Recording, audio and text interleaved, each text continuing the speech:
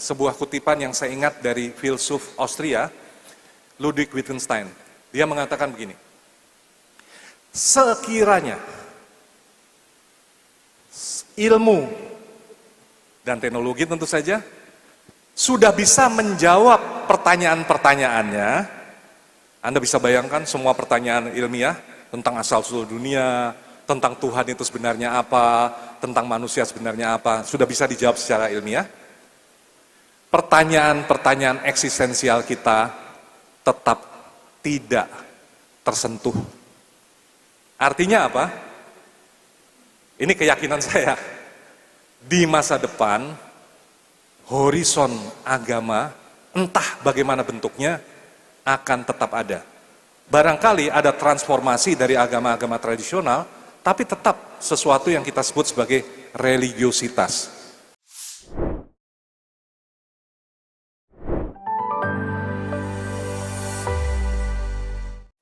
Selamat pagi kepada Anda semua. Assalamualaikum warahmatullahi wabarakatuh. Saya akan memberikan tegur sapa dahulu kepada para tokoh yang ada di sini, baik tokoh yang kelihatan maupun yang tidak kelihatan. Kepada Ketua PBNU, Kiai Haji Yahya Khalil Stakuf, tidak kelihatan ya.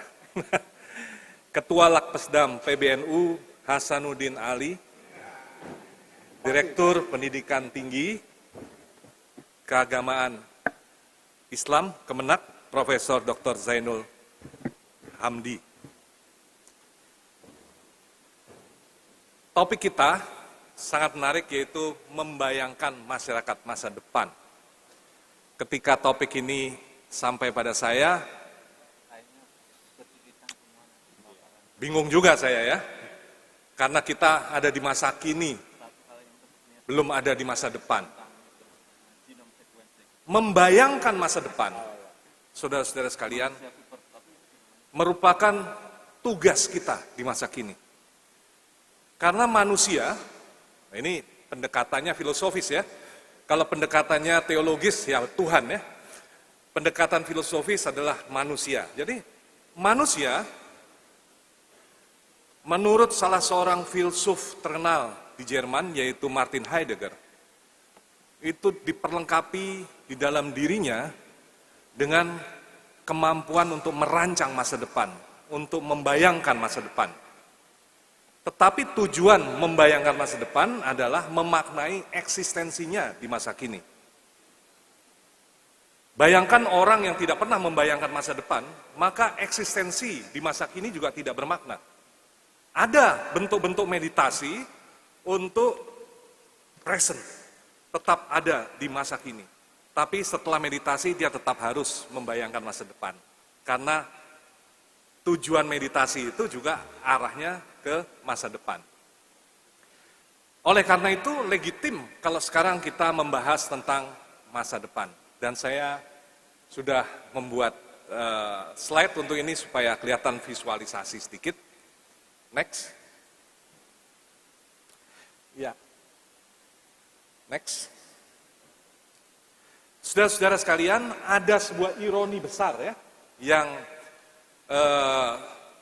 sekarang sedang kita alami. Kita break, rehat sebentar dari politik, baik politik identitas maupun politik dinasti, mengisolasi diri, karena masa depan itu juga datang seperti pencuri ya, jadi bisa menyergap kita. Kalau kita tidak menyiapkan masa depan itu. Nah, barangkali apa yang saya tulis di sini juga tidak selalu bisa langsung dimengerti. Karena kita tidak atau belum menghadapinya. Ini adalah ironi yang dihadapi oleh negara-negara maju. Yaitu manusia dewasa ini menjadi lebih mirip mesin, sementara mesin menjadi lebih mirip manusia. Ada AI, ada Internet of Things, tapi manusia dikerangkeng oleh format-format digital, dikendalikan oleh smartphone-nya, lalu juga oleh statistik, algoritma, perilakunya menjadi birokratis. Boleh dikatakan kita semua sekarang yang mempunyai smartphone praktis menjadi kolektor arsip, menjadi sutradara, menjadi sekretaris sekaligus, menjadi konsultan. Segala peran sosial ditimpakan kepada kita saat ini lewat smartphone kita, dan semua itu lewat satu proses sistem yang birokratis, karena sistem digital itu pada dasarnya adalah satu sistem otomatisasi berdasarkan statistik dan algoritma. Artinya perilaku kita semakin dikendalikan oleh mesin, dan lama-kelamaan kita menyerupai mesin. Diam-diam sebetulnya kita sekarang mirip dengan cyborg. Kita adalah organismenya, ponsel, mesin, lama-kelamaan akan ditempel ke dalam otak kita dan menjadi cyborg. Ada ironi yang lain, yaitu binatang semakin dimanusiakan. Pet. Ada kuburannya, ada akte kelahirannya, ya. Orang merasa sayang lebih kepada binatang daripada kepada anak-anak. Maka tadi juga saya bicara dengan Gus Ulil ya mengenai gerakan child free, child freedom. Jadi kalau bisa anak manusia bersih karena mengganggu kita, mengganggu kebebasan. Tapi mereka tetap ingin punya anjing, punya pet, kucing. Nah, hewan menjadi mirip manusia, tapi manusia juga lebih mirip hewan. Kenapa? Karena ada sadisme, free sex, ada kelaparan. Dulu di Afrika, sekarang juga masih ada di beberapa tempat, di mana manusia-manusia itu terlantar. Kemiskinan juga masih belum diatasi. Jadi, ini ironi. Nah, kalau kita membicarakan ironi semacam ini, bagaimana ya membayangkan masa depan lalu? Coba next. Sebelum kita masuk ke soal masa depan, kita perlu lebih dahulu menyadari apa yang sedang berubah, yaitu transisi dari cara berada kita dewasa ini ke cara berada yang baru di masa depan, yang masih belum jelas juga. Itu menyangkut beberapa aspek yang sudah saya rumuskan di sini, yaitu ada soal komunikasi, ada soal persepsi, ada soal realitas sosial, soal kebenaran dan kebebasan. Next. Agak lambat ya. Saudara-saudara sekalian, persepsi kita dewasa ini akibat digitalisasi sudah mengalami perubahan yang besar. Dulu kita lebih sensibel dengan orang. Sekarang mengalami desensibilisasi. Tapi di lain sisi, lewat gadget kita mengalami sentimentalisasi. Tapi sentimentalisasi yang tidak sensibel dengan orang-orang sekitar kita. Jadi dunia digital itu adalah dunia yang penuh dengan mediasi, telepresence, kehadiran jarak jauh, lalu terjadi campur aduk privat, lalu juga publik. Sekarang kita bingung mana privat, mana publik ya, karena segala persoalan yang sifatnya privat sekarang dipublikasi. Bagian-bagian tubuh yang tidak harus ditunjukkan, sekarang ditunjukkan. Jadi, kita hidup dalam era yang campur aduk, mau ke arah kemana? Bahkan manusia sekarang menjadi media itu sendiri. Kalau kita lihat, mana media yang sesungguhnya? Apakah smartphone yang ada di tangan kita? Atau sebetulnya kita sendiri? Karena kita akan bicara dengan teman di sebelah kita, dia akan bicara lagi. Ada satu ungkapan dari seorang filsuf kontemporer, namanya Niklas Luhmann, sebetulnya masyarakat bukan terdiri dari orang-orang. Society don't consist of people, but of communication. Masyarakat terdiri dari komunikasi-komunikasi. Artinya gini, komunikasi berkomunikasi dengan komunikasi sebagai komunikasi. Masyarakat dewasa ini bukan terdiri dari orang-orang, tapi terdiri dari aliran pesan-pesan silih berganti, di mana kita hanyalah media dari pesan-pesan itu. Dan itu nampak kalau kita menjadi aktif di dalam media-media sosial, mana diri kita, mana kekhasan kita, tidak ada. Kita hanya media. Next. Persepsi kita juga mengalami perubahan. Dulu kita, manusia itu cenderung untuk berpikir, memikirkan perkara-perkara. Pikiran menjadi sangat otentik, pikiran menjadi satu hal yang sangat mendapatkan respek dan penghargaan dalam masyarakat semacam itu. Dewasa ini, seperti istilah muktamar pemikiran ya, yang memberi nama untuk forum kita, ini keren betul ya. Ini melawan arus besar ya. Kenapa? Arus besarnya bukan berpikir, saudara-saudara. Jadi arus besarnya bukan muktamar pemikiran. Arus besarnya adalah muktamar pesan-pesan atau muktamar data-data, informasi-informasi.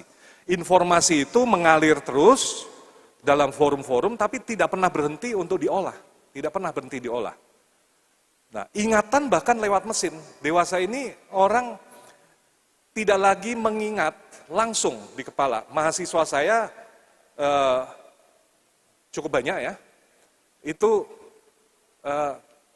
kemampuan untuk mengingat sesuatu berkurang. Barangkali kemampuan untuk membuat sintesis, analisis itu bertambah, tapi mengingat itu kurang. Karena mengandalkan ingatannya pada catatan-catatan dan pada pesan-pesan digital yang ada pada smartphone mereka. Presentasi, mereka buka smartphone untuk mengingat apa yang harus dikatakan. Seperti saya tadi juga buka smartphone untuk memberikan sambutan semacam itu. Nah,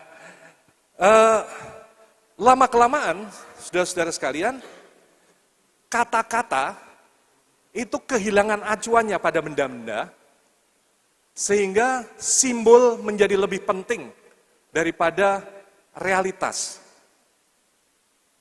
Ada satu lukisan yang menarik ya, yang dilukis oleh René Magritte. Ini adalah orang Perancis, pelukis surrealistik. Saya tidak tunjukkan di sini. Lukisannya adalah pipa. Nah, tapi di bawah tulisan itu ditulis ini bukan pipa, ce n'est pas une pipe gitu ya. Nah, kita bingung ketika melihat lukisan itu. Tapi pesannya jelas, yaitu bahwa silahkan, Anda mau artikan apa benda itu. Bahkan dalam keadaan yang ekstrim, itu bukan pipa. Interpretasi itu lebih penting daripada fakta. Ini yang kita alami sekarang. Next. Bagaimana realitas sosial? Tentu saja realitas sosialnya juga agak kacau balau sekarang. Dulu sebelumnya ada distingsi yang jelas antara individu dengan massa. Oh, ini gerakan massa. Oh, itu kerumunan massa. Oh, ini individu. Dewasa ini setiap individu membawa massa di dalam smartphone-nya. Kalau misalnya di ruangan ini hanya ada 3 orang, Anda jangan mengira ada 3 individu. Bisa jadi Ada 3 kelompok massa di dalam ponsel mereka yang siap juga untuk dipanggil, dan sebetulnya batas antara individu dengan massa juga hilang di sana. Dewasa ini, semacam itu, coba. Next. Kebenaran juga berubah.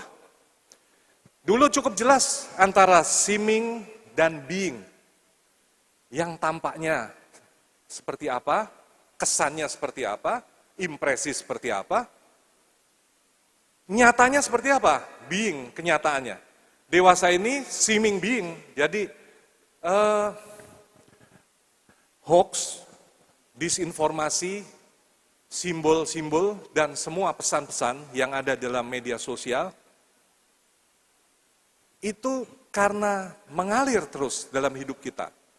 Kita bergaul terus dari hari ke hari dengan konten-konten seperti itu. Kalau dihitung dengan jam mungkin porsinya lebih banyak daripada interaksi real dengan orang-orang. Mana yang lebih real ketika jumlah dan frekuensi bermedia sosial lebih tinggi? Tentu saja yang lebih real adalah simbol itu, termasuk hoax dan seterusnya. Kalau hoax itu diulangi terus-menerus, lama-kelamaan pikiran kita akan menyesuaikan diri dan menegaskan bahwa realitas adalah seperti yang disampaikan di sana. Kita menjadi semakin pasif, semakin adaptif terhadap lingkungan digital kita, lalu kebenaran juga hilang di tengah-tengah lautan semiotis seperti itu. Ya. Lanjut, next. Akhirnya, yaitu tentang kebebasan. Saudara-saudara sekalian, kalau dulu dalam filsafat politik itu jelas ya, negara itu terjadi karena kita mengatasi state of nature, sehingga natural liberty ditukar menjadi civic liberty. Itu jelas, civic liberty adalah hak-hak warga negara. Kita hidup dalam negara konstitusional, kita mempunyai kebebasan-kebebasan warga atau sipil begitu ya. Nah, tetapi dewasa ini dengan digitalisasi terjadi civic liberty ya, atau pembebasan dari civic liberty, karena civic liberty dengan sistem hak-hak itu membelenggu. Orang tidak betah hidup dalam batas-batas. Terjadi anarki digital, bahkan barbarisme, yang saya sebut sebagai the new natural liberty, ya sebetulnya digital liberty. Next, baik, next. Itu keadaannya. Nah, transisinya kemana sebetulnya? Ini yang mendebarkan. Ada 2 kemungkinan. Kemungkinan pertama adalah sentralisme digital. Kalau ada satu perusahaan media yang berkuasa, di belakangnya juga ada cukong-cukong yang berkuasa, lalu mengendalikan seluruh media, apalagi kalau sudah ada sistem AI, Internet of Things, dan seterusnya, maka terjadi sentralisme di bawah pengawasan perusahaan media itu. Ini dikenal sebagai surveillance capitalism. Ini kemungkinan ini sangat terbuka. Dewasa ini orang berusaha untuk melawan supaya hal ini tidak terjadi. Kemungkinan kedua adalah desentralisme digital. Jadi pluralisme akan tetap dilanjutkan, komunitas-komunitas tetap menjaga kebebasannya. Kalau kita lihat, 2 tendensi ini adalah 2 tendensi kalau dalam filsafat politik kehidupan sosial manusia. Manusia dalam kehidupan sosial mempunyai 2 tendensi, di satu sisi mau diseragamkan, dan keseragaman itu menyenangkan, keseragaman itu memukau, keseragaman itu mempesona. Tapi di lain sisi ada yang muak dengan keseragaman dan ingin menjadi berbeda. Dialektika itu akan selalu terjadi, maka sentralisme dan desentralisme digital akan selalu terjadi. Ujungnya kemana kita tidak tahu. Oke, next. Saudara-saudara sekalian, di dalam filsafat,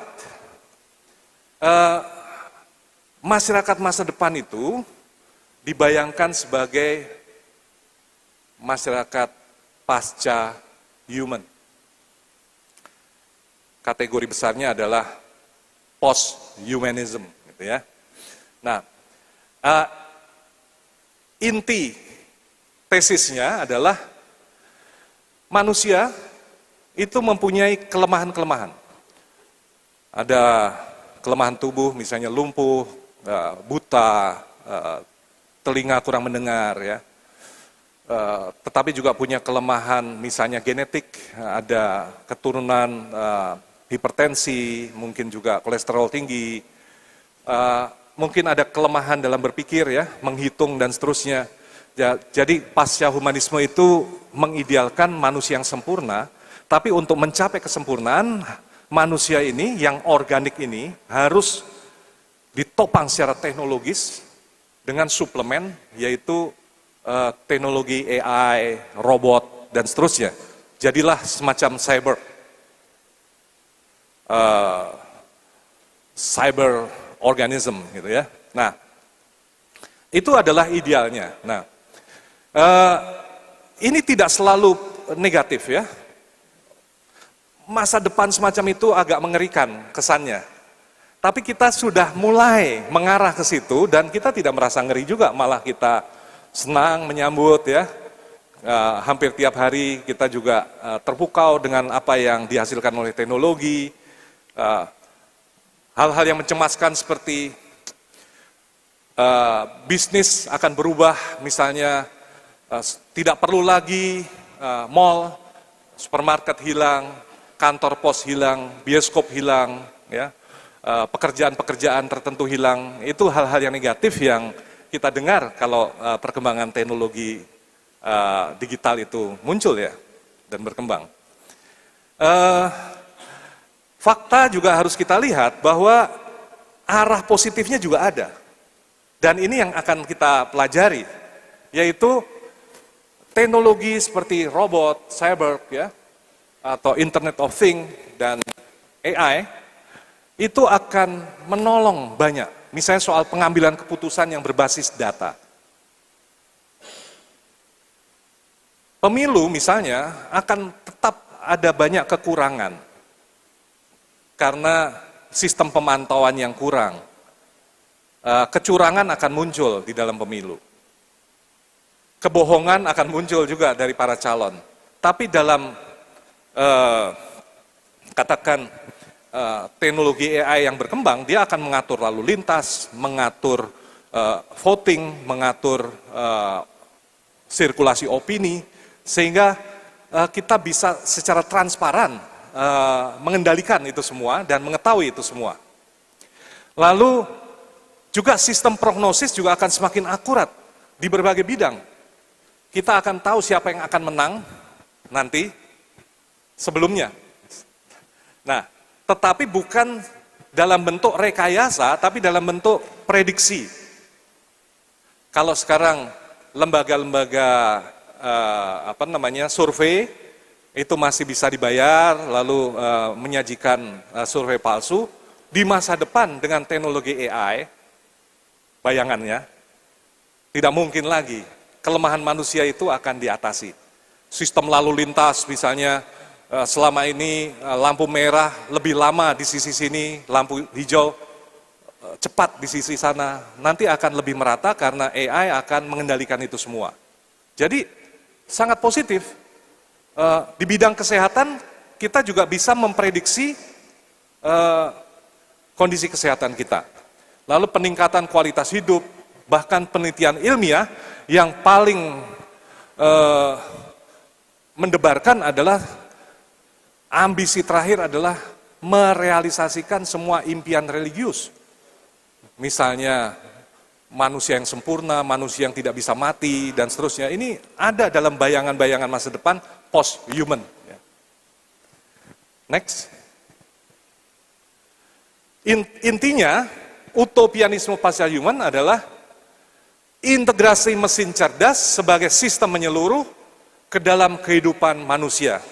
Sehingga ruang kebebasan, kreativitas menjadi besar. Nah, saya cukup waspada dalam hal ini karena saya melihat polanya tidak jauh dari ini, yaitu ada fungsionalisasi dan otomatisasi untuk segala hal supaya manusia sebetulnya ditawari ya, dimungkinkan untuk menjadi spiritual sebetulnya.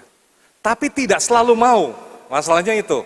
Kalau salah bertindak, sebuah kota yang dikendalikan dengan teknologi tinggi dan cerdas, dengan mesin-mesin cerdas,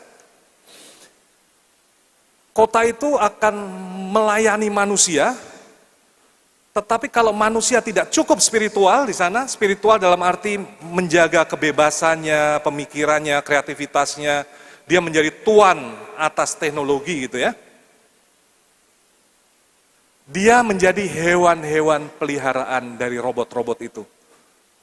Itu yang mengerikan.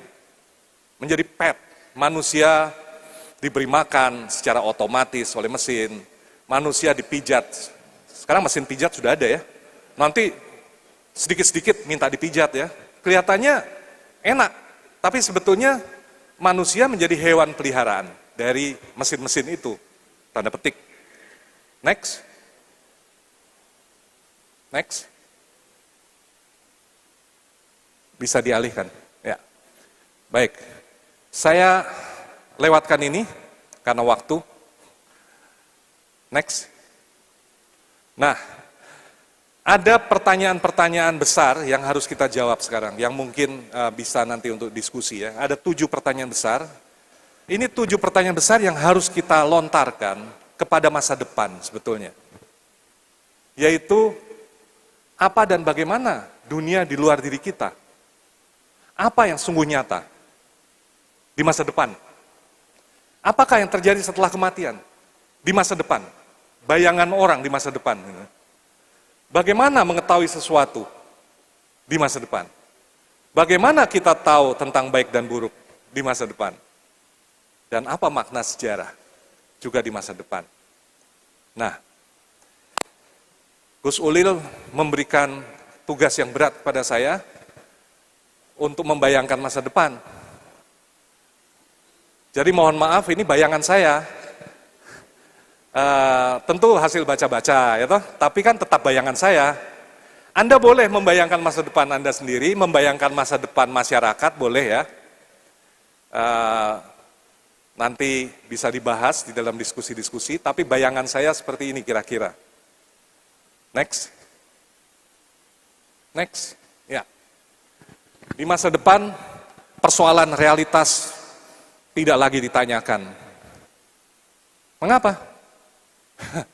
Realitas adalah realitas material, teknologi, mesin. Sekarang sudah ada linguistic turn. Nah, bahasalah yang mengkonstruksi dunia. Omongan kita, makna-makna yang kita ucapkan, itu yang di masa depan akan sangat menentukan kita sebagai realitas. Contoh. Pisang di masa pandemi ditempel dengan lakban, lalu dijual 10 atau 15 M gitu ya. Laku. Pisang busuk ya, dengan lakban. Atau urinoa, itu WC, oleh Michel Duchamp, dipamerkan di galeri seni. Apa yang dipamerkan oleh Michel Duchamp? Bukan urinoa, bukan. Melainkan makna dari urinoa itu sebagai objek pameran. Nah, di masa depan, seni akan muncul dengan konstruksi-konstruksi estetis, pemikiran, makna ya.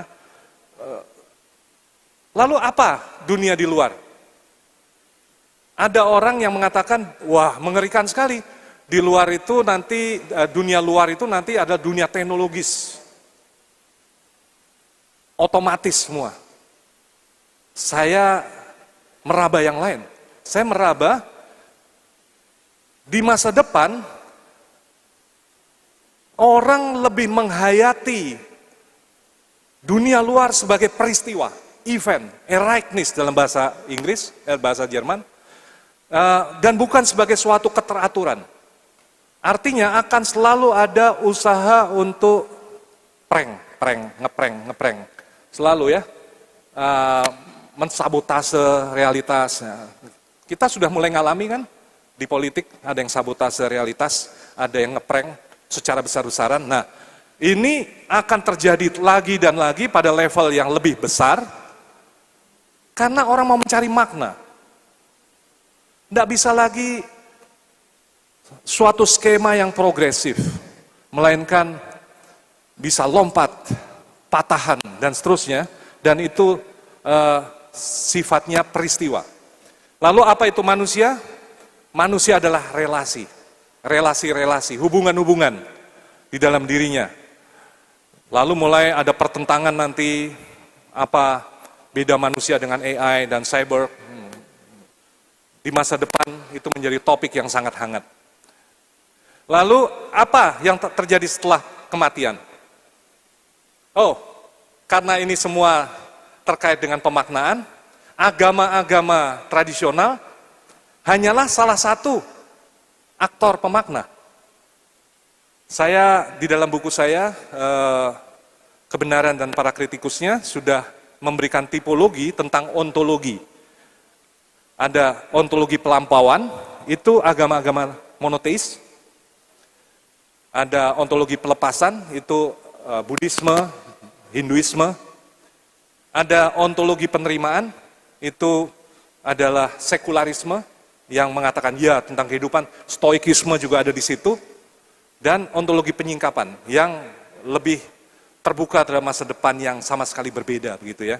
Nah, ontologi-ontologi seperti itu di masa depan hanyalah opsi-opsi untuk dipilih dan tidak bisa dipaksakan menjadi wilayah privat dari para aktor sosial di masa depan. Bagaimana mengetahui sesuatu di masa depan? Lewat narasi dan interpretasi. Jadi narasi akan semakin dominan, kadang-kadang hasil observasi menjadi sekunder dibandingkan narasi di masa depan. Bagaimana kita tahu tentang baik dan buruk? Mereka akan mengatakan ini relativisme. Pluralisme, relativisme akan mengejala di masa depan. Mas Franky, mohon dipersingkat. Ya. Baik. Makna sejarah tidak ada grand naratif.